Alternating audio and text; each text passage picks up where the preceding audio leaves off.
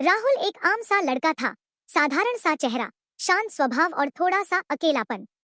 वह हर रोज सुबह 8:20 की लोकल ट्रेन से ऑफिस जाता था और ठीक उसी कोने की खिड़की वाली सीट पर एक लड़की रोज बैठी मिलती, किताबों में डूबी, कभी कभी डायरी में कुछ लिखती हुई।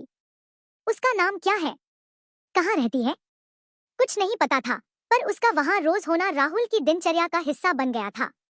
वो लड़की अजीब सी थी, बाकी लोगों से अलग, न फोन चलाती न संगीत सुनती, बस लिखती रहती थी, मानो उसकी कलम ही उसकी दुनिया हो।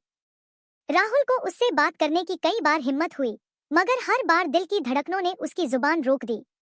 एक दिन अचानक ट्रेन से उतरते वक्त लड़की की डायरी सीट पर छूट गई।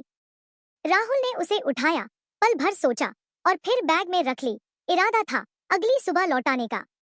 रात भर वो डायरी उसकी बैग में पड़ी रही, लेकिन दिल में उथल पुथल मची थी।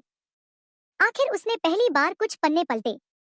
शुरुआती पन्ने पर लिखा था, मैं रोज कुछ लिखती हूँ ताकि खुद को समझ सकूं, और अगर कभी कोई मेरी डायरी पढ़े तो शायद मुझे भी समझ सके। अगर तुमने ये डायरी पाई है तो हो सकता है किस्मत चाहती है कि हम मिलें। मैं कल फिर उसी सीट पर मिलूंगी, बात जरूर करना। प्राची। प्राची। अब राहुल के पास एक नाम था और एक बहाना भी। अगली सुबह वो जल्दी पहुंचा।